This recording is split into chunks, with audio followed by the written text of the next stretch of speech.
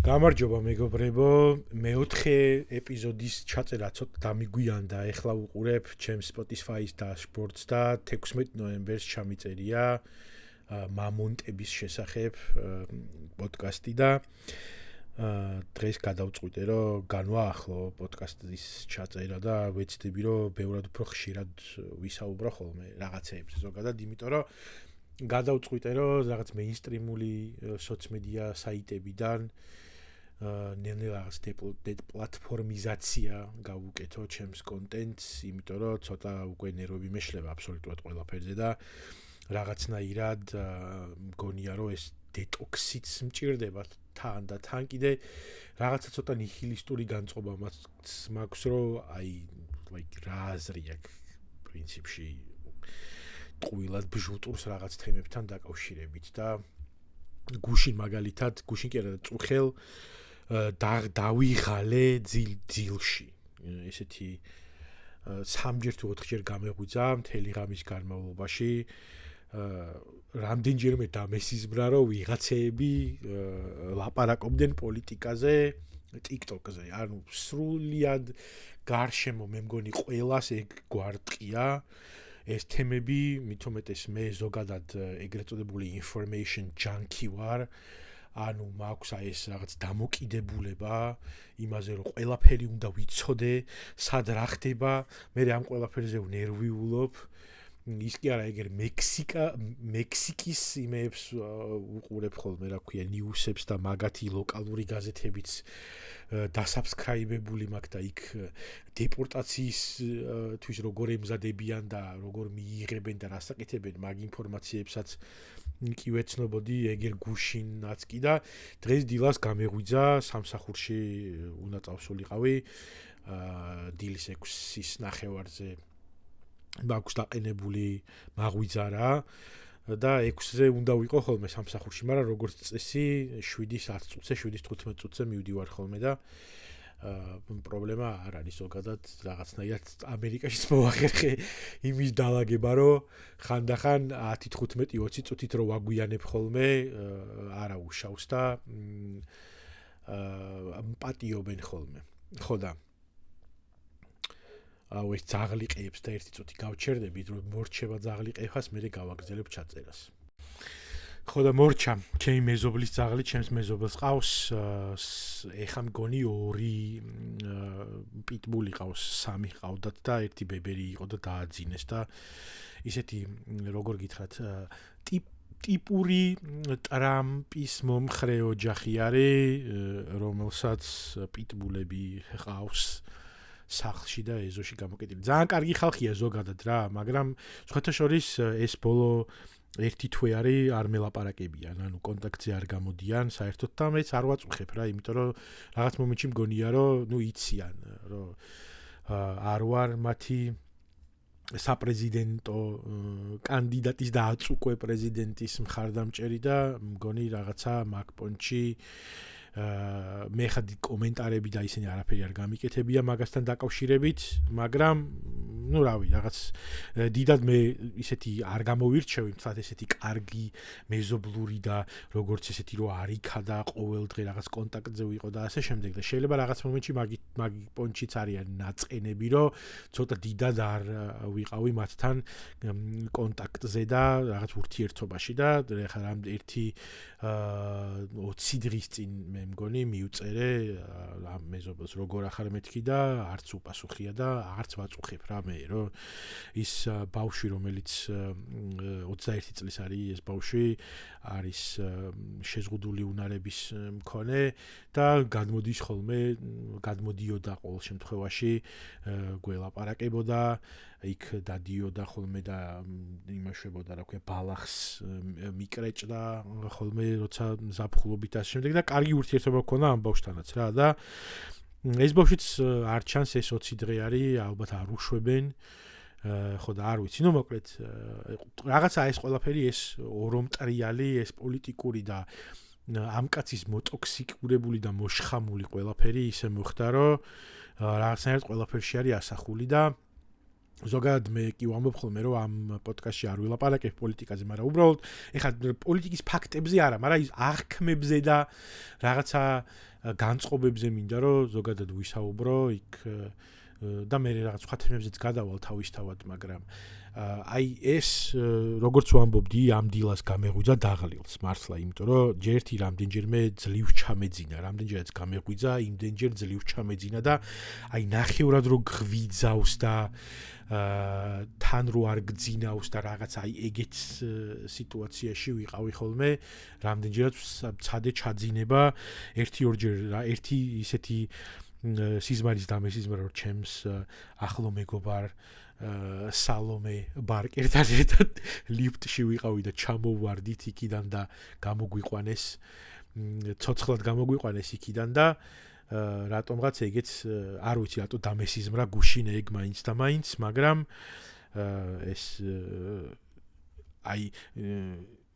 რაღაცა ეგეთი ემოციების ის მქონა რა, ვიღაცა ემიგრანტები მესიზმრებოდნენ, მე რომ ლიფტის შახტაში ჩამოვარდი ჩემს მეგობართან ერთად, რა ქვია, ლიფტი ჩამოგვიწყდა თუ რაღაცა მოკლედ და ესეთი ისენი და ძალიან დაღლილმა გავიღვიძე ამ დილას.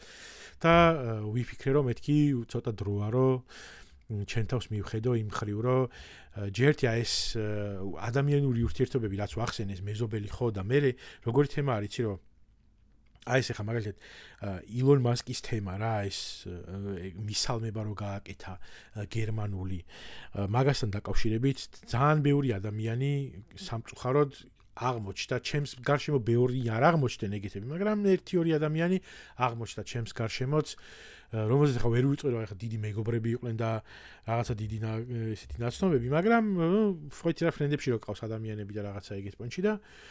მოკლედ გამოინახა ისეთი ხალხი, რომელიც ამ თემას აპრავებს და აი რაღაცნაირად როგორი თემა არის, რომ რაც დაინახე, რაც მოხდა, რაც ფაქტია და ზოგადად ეს ყველაფერი ამ ბოლო წლებში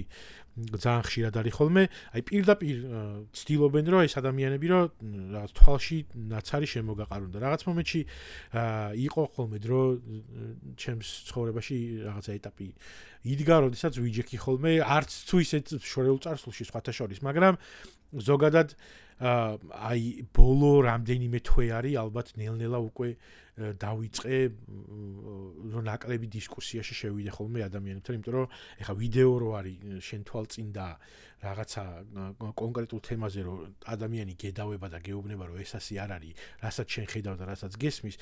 ეხა იმასთან კამათის არანაირი იმასთან კამათს არანაირი აზრი არ აქვს. ხო და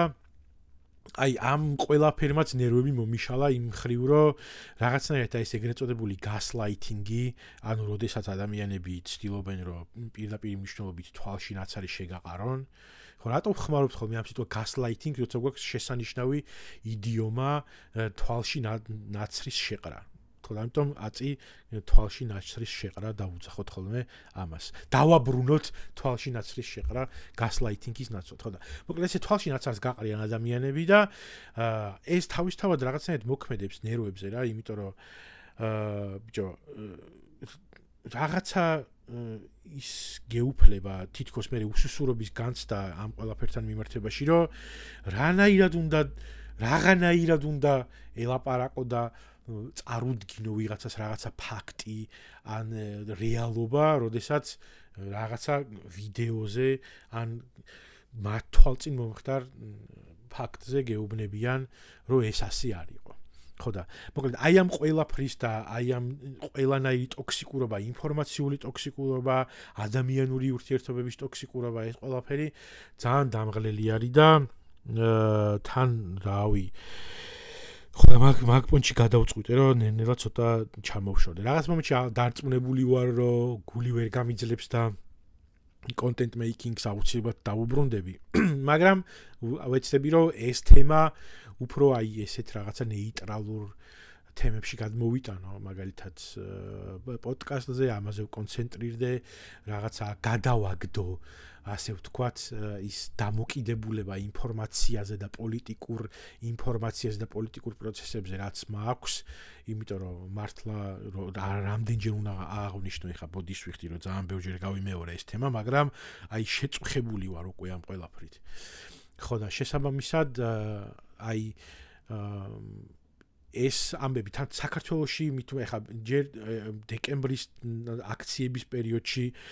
სულ ქართულ პოლიტიკაზე ვლაპარაკობდი და მაგასაც ხო ძალიან განვიცდიდი, იმიტომ რომ ჯერთი შორს რო ხარ და შენი მეგობრები, შენი თანამოაზრეები როდგანან იქ სადაც შენს გინდა რო იდგე და მაგას რო უყურებ კიდან და თან შორიდან ვერაფერს ვერ აკეთებ და თან რაღაც ეს ემოციურად ეს ყველაფერი მე ზოგადად თან ცოტა ემოციური ადამიანიც ვარ ხანდახან რაღაცა ზედმეტებიც მომდის ხოლმე ემოციურობასთან დაკავშირებით მაგრამ ნუ ისეთი მავნებლობას არაფერს არ ვაკეთებ ბოროტულად არ ვიქცევი ხოლმე ზოგიერთებისგან განსხვავებით ხო და შესაბამისად აი ეს ყველაფერი რაღაცნაირად ძალიან გამომფიტველი არის და თან ეხა რო უყურებ რა დღეში არის ზოგადად საქართველო და რამდენად დაღლილი არის ეს ხალხი რაღაც მომენტში მაგაზეც ცოტა ისამაქვს ხოლმე რა ქვია ეს ბოლო ერთი კვირა არის რომ დავიწყე ნელ-ნელა ეს დეპლატფორმიზაცია TikTok-ზე ჩემი კონტენტი შევზღუდე 1-2 დღის წინ და დღესაც წამს და ხელი რაღაცა 1-2 ვიდეო დავდე და იქ TikTok-მა დამაცენზურა ერთ ვიდეოზე და მე მაგაზე მთელი ამბავი ავტეხე Facebook-ზე და იქ მოუყევი რომ ის მაცენზურებდნენ TikTok-ზე და ასე შემდეგ და რაღაც აი ვერ მოვითბინე მაინც რა ეს თავისას შვება ხო იცით ეს ადიქცია არის ჩვეულებრივი ინფორმაციული ამ ყველაფერთან მიმართებაში აი რაღაც გინდა რომ ეს ტოქსიკურობა კონდეს რა ცხოვრებაში ითხოვს რაღაცა ორგანიზმი და ტვინი რომ აი ამ ყველაფერს ამ ტალღაზე იყო რაღაცა ერთ იმიტომ რაღაც მომენტში რა ენერგიასაც გაძლევს რომ ცოტა ისე იყო ახელვებული იყო რა რაღაც ღელავ იმ თქვა ცოტა ნეგატიური გაგებით მაგრამ აი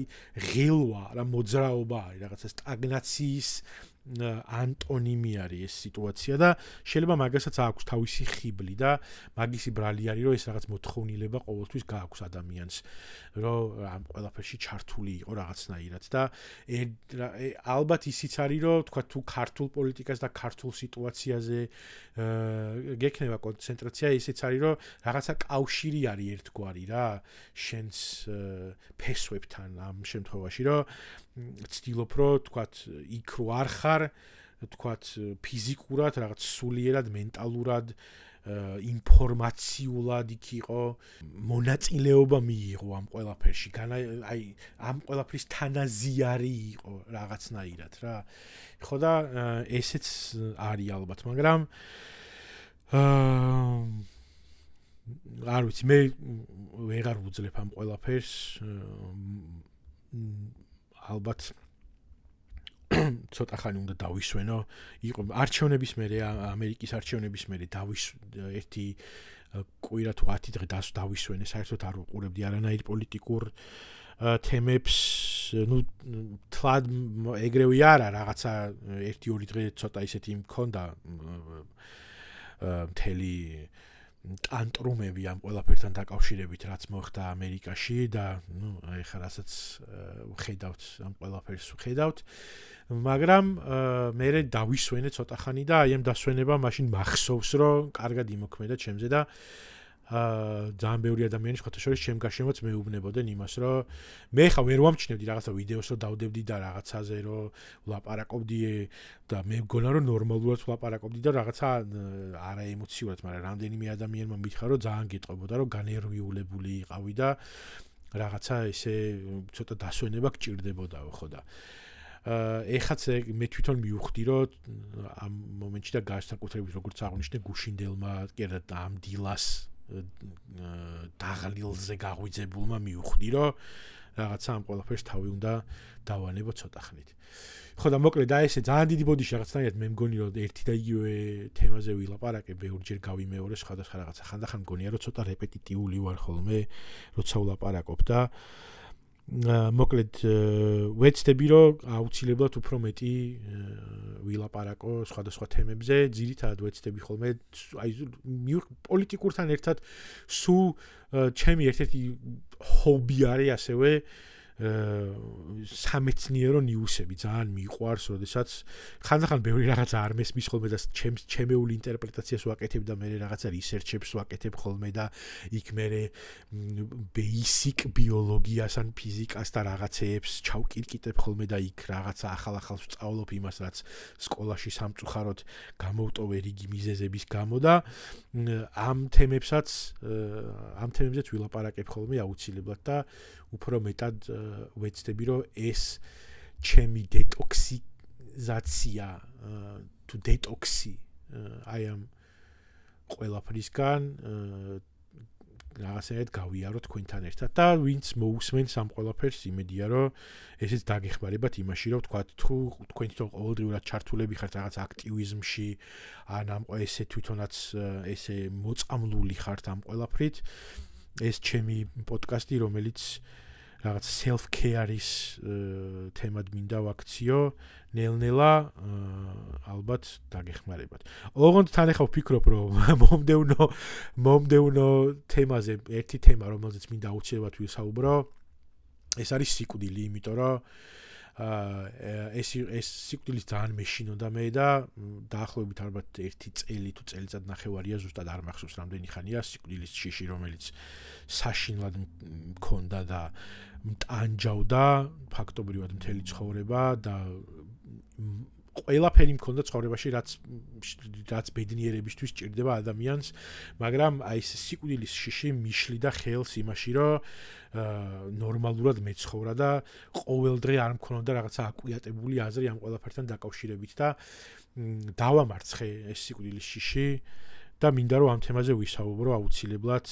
მოგიყვეთ ჩემი გამოცდილების შესახებ, რატომ მეშინოდა, როგორ მეშინოდა, რას ვეძიებდი ხოლმე, როდესაც სიკვდილზე ვფიქრობდი და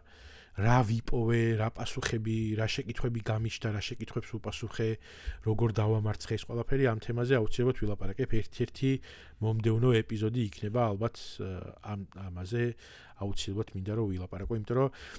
სხვათა შორის ერთ-ერთი თემა რაც დამეხმარა თავის დროზე როდესაც ვეძებდი პასუხებს სიკვდილთან მიმართებაში და აი ამ ჩემს მდგომარეობა, იმიტომ რომ აი ხანდახან იყო ხოლმე დღეები, რომ უბრალოდ ვერ ფუნქციონირებდი, იმიტომ რომ სიკვდილის მეშინოდა. მიუხედავად იმისა, რომ არაფერი სამაგისო არ ხდებოდა ჩემს გარშემო. და ან ჩემი სიკვდილის მეშინოდა, ან ვიღაცის სიკვდილის მეშინოდა ხოლმე რა. და ამ თემებზე რომ ვეძებდი ხოლმე რაღაცებს აღმოვაჩინე რაღაცა პატარა აღარ ჩავერთე იმ ყველაფერში, მაგრამ აღმოვაჩინე რაღაცა პატარა community online, რომელშიც ვნახე, რომ ადამიანებს თურმე ქონიათ ჩემნაირი შიში ამ ყველაფერთან დაკავშირებით და უცებ მივხვდი, რომ ეს რაღაცა ანუ ნორმალური თემა არის და უბრალოდ ჩვენს გარშემო ადევს ამ თემას ტაბუ და ძალიან სხვათა შორის ძალიან დამეხმარა რაღაც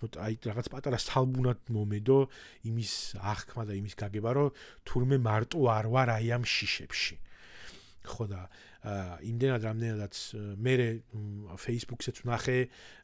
სხვადასხვა ჯგუფებში იყო დაპოსტილი ამ თემასთან დაკავშირებით, რომ ვიღაცა წერდა, რომ აი ძალიან დიდი შიში მაქვს ამ ყველაფერთან მიმართებაში და არ ვიცი რა გავაკეთო, ჩემი ახლობლები, ჩემი მეგობრები, მშობლები ამას უაზრობად აღიქვავენ და ძალიან ტაბუ ადევს ან მეუბნებიან, რომ ეს უაზრობა არის და რაზე ნერვიულობ და რაღაცა ეს მიდგომა ქონია ვიღაცებს და ეს გამოცდილება, რომ მათი ამ გრძნობების და შიშების ესე იგი არავალიდაცია ხდებოდა ხოლმე მათი ახლობლების მიმართ და ამიტომ მგონია, რომ თუ ვიღაცას ესეთი შიშები აქვს და ამ თემაზე რაღაცა ფიქრები აწუხებს ხოლმე, მათთვის შეიძლება რაღაც სასარგებლოს მომტანი იყოს ჩემი გამოცდილების გაზიარება. ეხლა მე იმას ვერ დავიწყებ, რომ ვიღაცა განვკურნო სიკვდილის შიშისგან, იგივე თანატოფობიისგან, მაგრამ ჩემს გამოცდილებას მოგიყვებით ამ თემასთან დაკავშირებით და მოკლედ დიდი მადლობა, რომ მისმენდით და იმედია, რომ მომისმენთ და ვისაც მოგეწონათ და მოგწონთ ჩემი კონტენტი, გთხოვთ, რომ დაასაბსკრაიბოთ Spotify-ზე, Apple Podcast-ზე, YouTube-ზე არის ესევე გამოქვეყნება ხოლმე პოდკასტი და როგორც აღნიშნე, უფრო ხშირად და ხშირად ვილაპარაკებ სხვადასხვა ზოგად სასარგებლო და ჩემთვის საინტერესო თემებზე. მადლობა.